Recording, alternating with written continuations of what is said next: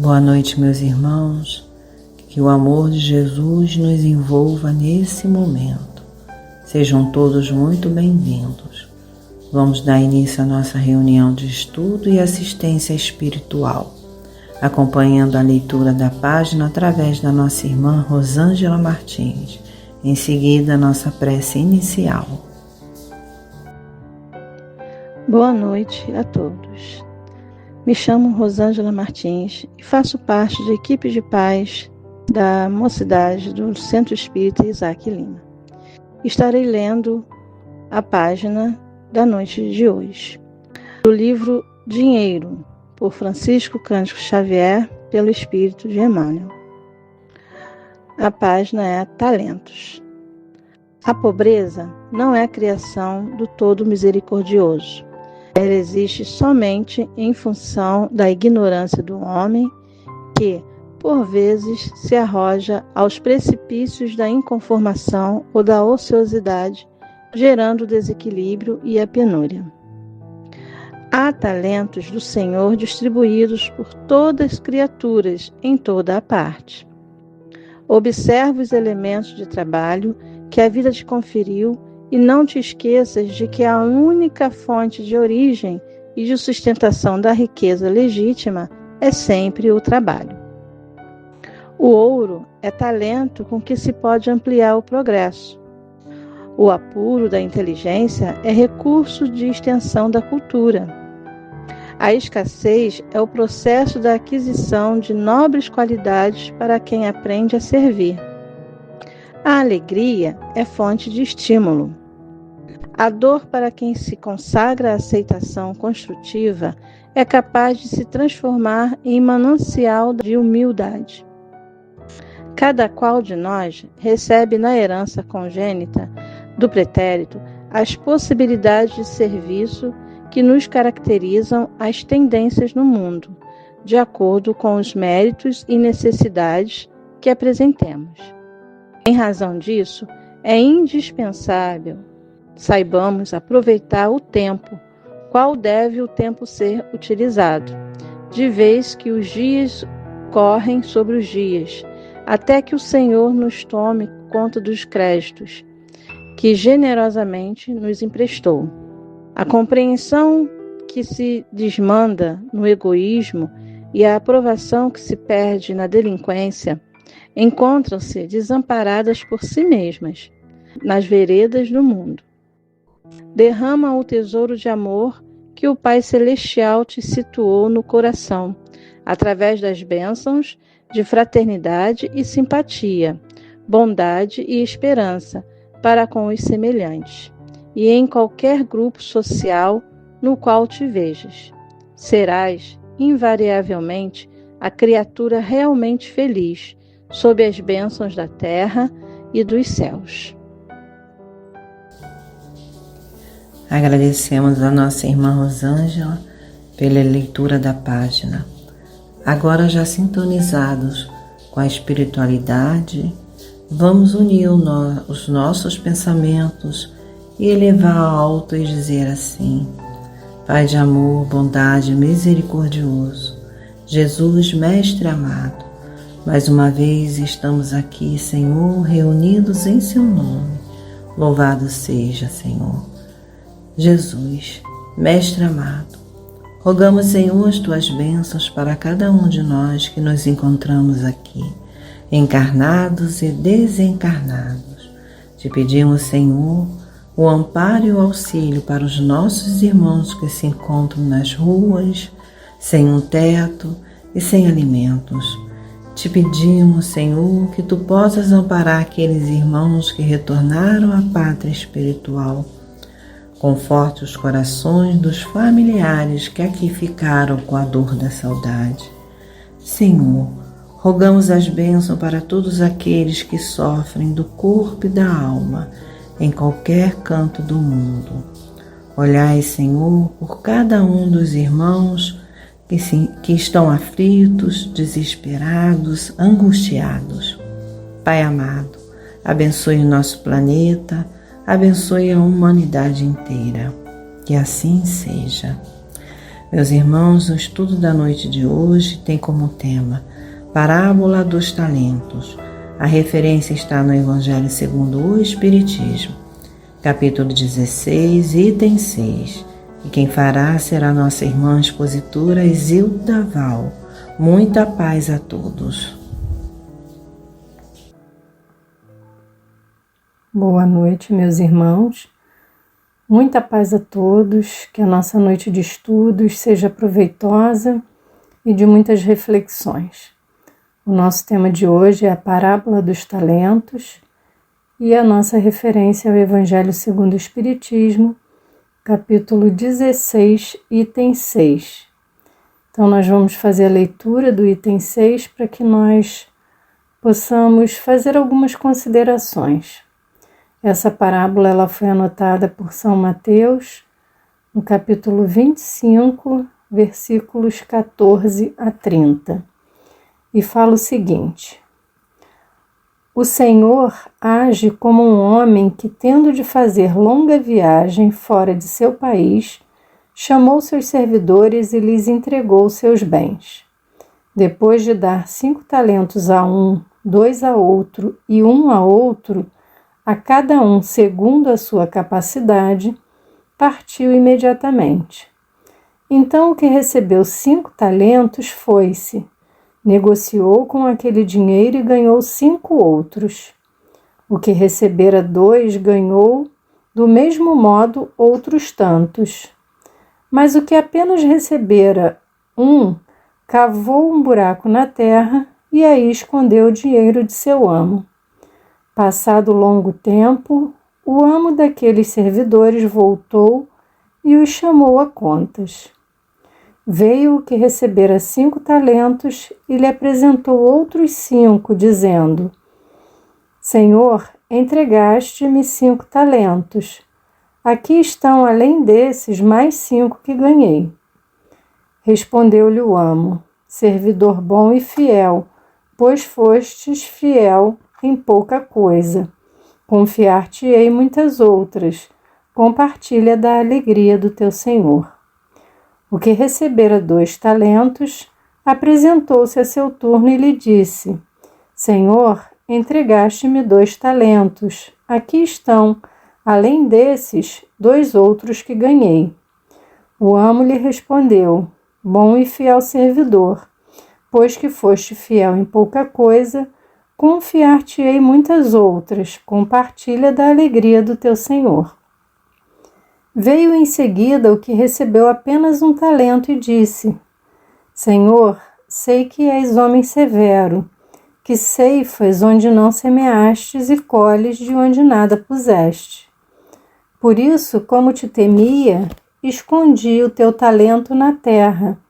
Aqui o tens, restitua o que te pertence.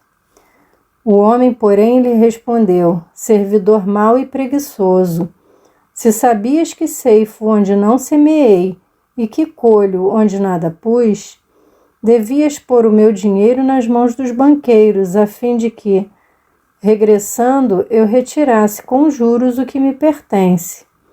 Tirem-lhe, pois, o talento que está com ele e deem-no ao que tem 10 talentos, porquanto dar-se-á a todos que já têm, e esses ficarão cumulados de bens.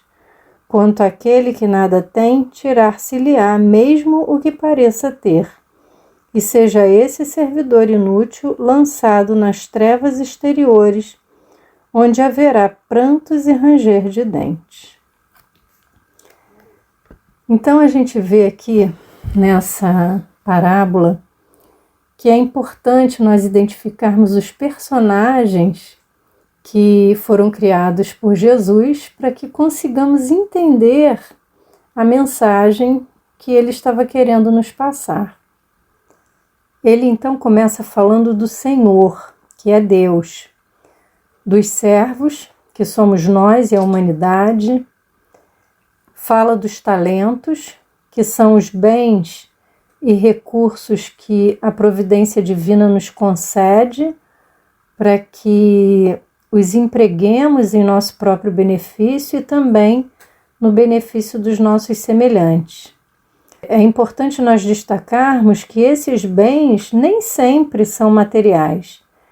Eles podem também ser a saúde, a inteligência, o discernimento, habilidades, conhecimento, poder, autoridade e até a dor. Nós observamos que na parábola o Senhor faz a distribuição desses talentos em quantidades desiguais. E ao contrário do que possa parecer, nada tem de arbitrária nem de injusta essa distribuição. Como ele diz no início da parábola, baseia-se na capacidade de cada um, que foi, na verdade, adquirida antes da presente encarnação, em outras jornadas evolutivas. Então, os que recebem 5 talentos são aqueles espíritos jamais experimentados, com mais experiências vividas, que reencarnam aqui para missões de repercussão social. Aqueles que recebem 2 talentos, eles são destinados a tarefas mais restritas de âmbito familiar. E os que recebem 1 talento não têm uma outra responsabilidade senão a de promoverem o progresso espiritual de si mesmos, mediante a aquisição de virtudes que lhes faltam. Nós também podemos notar nesta parábola a aplicação daquele outro ensinamento do Cristo que diz: muito será pedido a quem muito foi dado. Então, ao que recebeu 5 talentos, foram reclamados outros 5. Ao que recebeu 2, outros 2. E ao que recebeu 1, a exigência foi de apenas 1. Então, nós podemos dizer que os servos que multiplicaram os talentos, eles representam os homens que sabem cumprir a vontade de Deus, empregando bem a fortuna, a cultura, o poder, a saúde, ou seja, os dons com que foram agraciados. E o servo que deixou improdutivo o talento, falhando no compromisso que lhe for atribuído, simboliza, na verdade, os homens que perdem as oportunidades oferecidas pela providência divina para o seu próprio adiantamento espiritual. Oportunidades essas que podem lhe chegar através de uma enfermidade, a ser sofrida com resignação, de um grande desgosto que precisa ser recebido sem desespero, de um filho irresponsável ou rebelde que necessita ser tratado com especial atenção e carinho, de uma injustiça a ser tolerada sem revolta, de um inimigo gratuito que precisa ser conquistado com amor, de uma deslealdade ou traição a ser suportada com grandeza de ânimo, ou seja, de qualquer condição adversa que precisa ser superada com esforço e perseverança. Então, nesse terceiro servo, nós podemos destacar o mau hábito de certos homens que, para encobrirem as suas faltas ou justificarem as suas fraquezas, não hesitam em atribuir deméritos puramente imaginários aos outros. Quando ele fala, dar-se-á aos que já têm e esses ficarão acumulados de bens, significa que todo aquele que se esforça por corresponder à confiança do Senhor receberá auxílio e proteção para que possa aumentar as virtudes que já possui. E quando ele diz ao que não tem, tirar-se-lhe-á até o que parece ter, e seja esse servidor inútil lançado nas trevas exteriores, onde haverá choro e ranger de dentes, quer dizer que aquele que não se esforçar para acrescentar alguma coisa àquilo que recebe da misericórdia divina, vai expiar em futuras reencarnações de sofrimentos, a incúria, a preguiça, a má vontade de que deu provas quando se verá privado até do pouco que teve por empréstimo. No capítulo 18, no item 15, nós vamos encontrar uma explicação de um espírito amigo que nos diz que quando Jesus fala tira-se ao que não tem ou tem pouco, nós devemos entender como uma antítese figurada, porque não é Deus quem retira daquele que pouco recebera. É o próprio espírito que, por pródigo e descuidado, não sabe conservar o que tem e aumentar o óbolo que lhe caiu no coração. E ele dá até um exemplo bem interessante que fala o seguinte: aquele que não cultiva o campo que o trabalho de seu pai lhe granjeou e que lhe coube em herança, o vê cobrir-se de ervas parasitas. É seu pai quem lhe tira as colheitas que ele não quis preparar?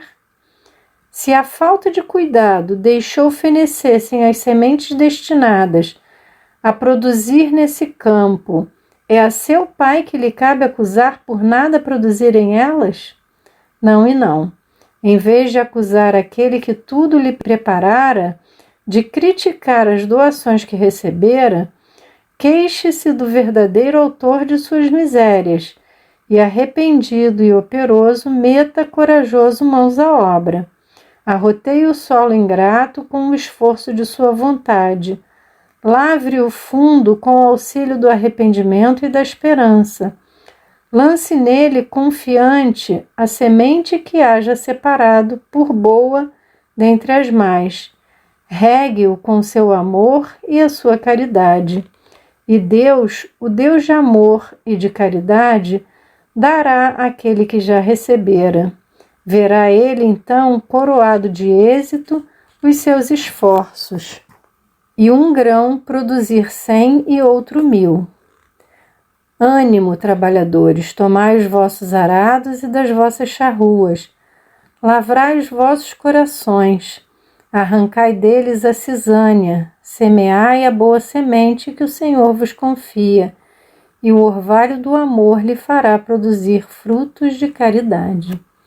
Então a gente observa aqui que, na verdade, não é o Pai que nos tira, nós é que não temos o cuidado para poder manter aquilo que nos foi confiado por Deus.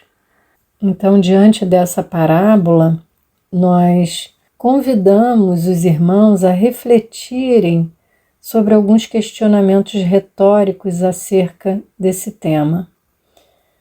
Nós não sabemos quando o Senhor virá nos chamar à prestação de contas. Pode ser ainda tarde, como pode ser hoje ou amanhã. E aí fica a pergunta: estamos preparados para isso? Temos feito bom uso dos talentos que Ele nos confiou? De que maneira estamos empregando o nosso tempo, nossa inteligência, nossas possibilidades de servir? Essas são perguntas para que cada um de nós nos façamos e tenhamos a oportunidade de fazer um exame de consciência e respondermos a nós mesmos, porque somente assim nós teremos uma noção se estamos aproveitando os talentos que Deus nos proporcionou ou não.